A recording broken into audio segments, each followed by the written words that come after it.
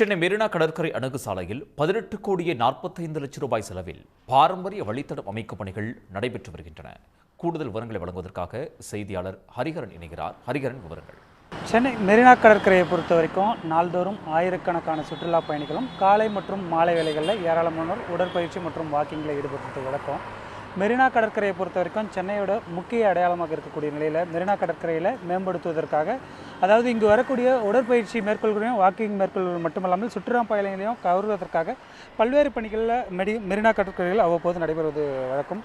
அதன் ஒரு பகுதியாக சிஎம்டிஏ சார்பில் மெரினா ஹெரிடேஜ் காரிடர், அதாவது மெரினா பாரம்பரிய வழித்தடம் என்ற ஒரு திட்டத்தின் பெயரில் மெரினா கடற்கரையை மேலும் அழகுபடுத்தும் பணி நடைபெற்று வருகின்றது. அந்த காட்சிகளை தான் ஒளிப்பதிவாளர் பிரேம் காண்பித்துக் கொண்டு வருகிறார். குறிப்பாக மெரினா கடற்கரையை பொறுத்த வரைக்கும் உழைப்பாளர் சாலையிலிருந்து கலங்கரை விளக்கம் வரையிலாத, அதாவது காமராஜர் சாலைக்கும் கடற்பகுதிகளுக்கும் நடுவில் இருக்கக்கூடிய இந்த சர்வீஸ் சாலையை ஒட்டி இருக்கக்கூடிய பூங்கா இருக்கக்கூடிய பணிகளில் இந்த பணிகள் நடைபெற்று வருகின்றது. குறிப்பாக 9 இடங்களில் பேருந்து நிறுத்தங்கள் இருக்கக்கூடிய நிலையில் மெரினா கடற்கரையை பொறுத்த வரைக்கும் சென்னை பல்கலைக்கழகம், பொதுப்பணித்துறை அலுவலகம் மற்றும் மாநில கல்லூரி, இந்த 3 கட்டிடங்களுமே ஒரு பாரம்பரிய கட்டிடங்களாக இருக்கும். அந்த கட்டிடத்திற்கு ஏற்றவாறு இங்கு இருக்கக்கூடிய பேருந்து நிலையங்களும் அதே போன்று இருக்க வேண்டும் என்ற ஒரு நோக்கில் இந்த பேருந்து நிலையம் பாரம்பரியத்தோடும் நவீன வசதிகளோடும், அதாவது மாடர்ன் மற்றும் ஹெரிட்டேஜ் இரண்டும் சேர்ந்தவாறு இந்த பேருந்து நிலையங்கள் கட்டப்படும் பணிகள் நடைபெற்று வருகின்றது.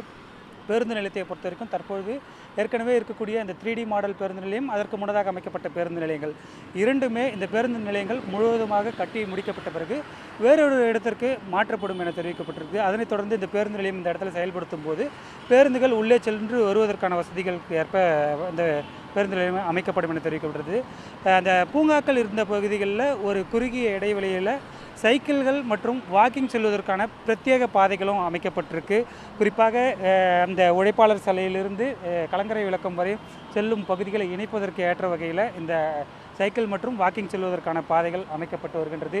அதே இடத்துல இங்கு வரக்கூடிய பொதுமக்கள் மற்றும் சுற்றுலா பயணிகளுக்கு பாதுகாப்பிற்கு ஏற்றவாறு 3 இடங்களில் அந்த போலீஸ் பூத் அமைக்கப்பட்டிருக்கு. அந்த போலீஸ் பூத்தும் பாரம்பரிய கலைகளுக்கு ஏற்றவாறான ஒரு கட்டிட வசதிகளுக்கு ஏற்ப அமைக்கப்பட்டிருக்கு. ஏற்கனவே திமுக ஆட்சி காலத்தில் தான் மெரினா கடற்கரை இருக்கக்கூடிய இந்த பகுதிகள் முழுவதுமாக பூங்காக்கள் அமைக்கப்பட்டு மிகச்சிறப்பாக மாற்றப்பட்டது.